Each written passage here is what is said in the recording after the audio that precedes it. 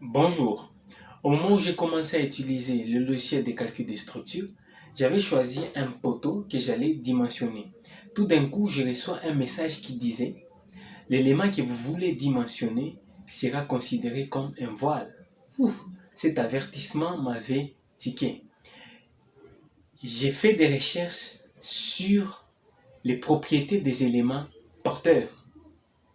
En fait, les différents types d'éléments, qu'il s'agisse des voiles, des poteaux, des poutres, des dalles, des semelles, pour ces différents éléments, le rapport entre les côtés, les trois dimensions, ne se fait pas au hasard.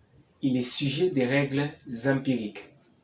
Si vous avez déjà reçu ce même type de message, dans cette vidéo, je vais vous montrer comment proposer des bonnes dimensions, des dimensions convenables. Bien, nous allons prendre quelques éléments porteurs. On commence par le tout premier, on prend la dalle. Ok. Pour une dalle, je vais faire un croquis.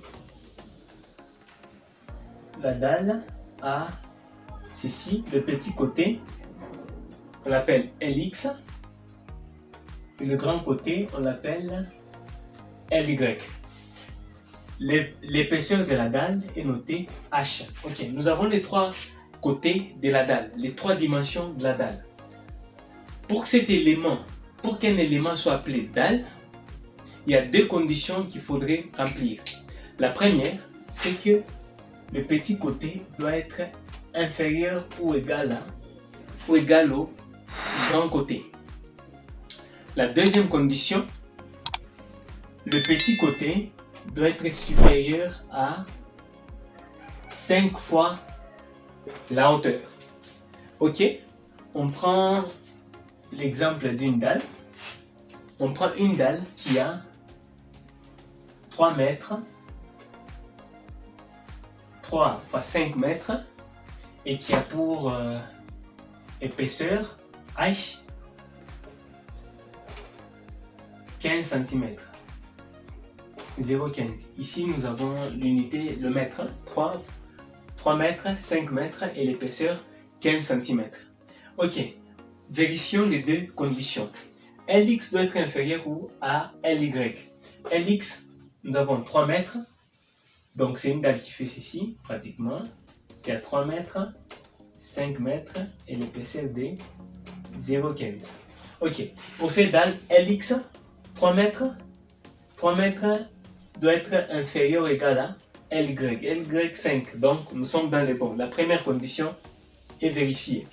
La deuxième, LX doit être supérieur à 5 fois l'épaisseur de la dalle. LX, nous prenons LX doit être supérieur à 5 fois l'épaisseur. 0,15 multiplié par 5, on a 0,75. Ok, nous avions une dalle de 3 mètres. C'est bon déjà. Donc la deuxième condition est aussi vérifiée. Donc cet élément peut être dimensionné comme une dalle. L'exemple que nous avons donné ici, 3 mètres, 5 mètres et 15 cm. Cet élément sera dimensionné comme une dalle. Bien, poursuivons avec le deuxième élément. Prenons la poutre. La poutre. La poutre a également 3 dimensions, 3 côtés. Nous avons ceci. Nous avons ceci, la longueur de la poutre, la portée, qu'on appelle L. Et ceci, la hauteur de la poutre, qu'on doit nommer H. On exécute ici une section pour voir en plan ce que ça donne. En plan, nous avons ceci.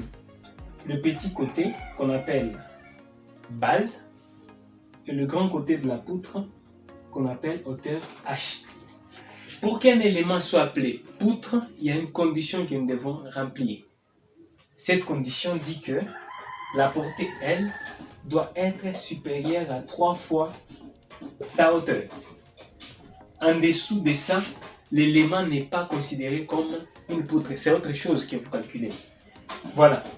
Prenons deux exemples. Un premier exemple, une poutre de 20 x 50 qui a pour portée L 500 cm. Et à l'exemple 2, nous aurons une poutre de 20 x 50 qui a pour portée 120 cm. Ok? Voilà. Vérifions. L'exemple 1, on nous dit que la portée doit être supérieure à 3 fois H. Là, nous avions une portée de 500. On vérifie la portée L doit être égale à 3 multiplié par 50, qui est la hauteur. Nous avons 150 cm. 150 cm est inférieur par rapport à 500. L, la portée, est supérieure à 150. Donc, cet élément, c'est une poutre.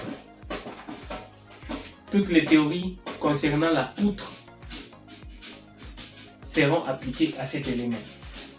Dans l'exemple 2, nous avons pris une poutre de 20 x 50 avec une portée de 120 cm. Nous avons vérifié ici. Nous aurons 3 x 50. Nous avons 150. La portée 120 est inférieure à 150. Cet élément n'est pas 120 est inférieur à 150. Cet élément n'est pas une poutre. Il faut revoir sa portée.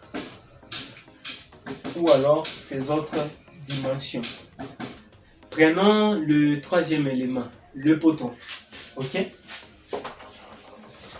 Troisième élément, je vais parler du poteau. Voilà. Bien, je vais dessiner un poteau. Le poteau a également 3 dimensions. Ça, la hauteur du poteau, conventionnellement, on note L par H. L, ok. On exécute une coupe. Nous aurons ceci. Le poteau il peut être carré ou rectangulaire. Les petits côtés, on les nomme base. Et le grand côté, H, hauteur. Bien. Pour le poteau, il y a également 2 conditions à remplir. La première condition, c'est que la hauteur doit être supérieure ou égale à 3H. La hauteur du poteau doit être supérieure à 3 fois la hauteur de sa section. Et une autre condition concerne sa hauteur, la hauteur de la section du poteau qui doit être inférieure à 4 fois sa base. Bien, ça concerne le poteau. Prenons un exemple. Nous avons un poteau de 20 x 30 qui a une portée L ou une hauteur de 350 cm.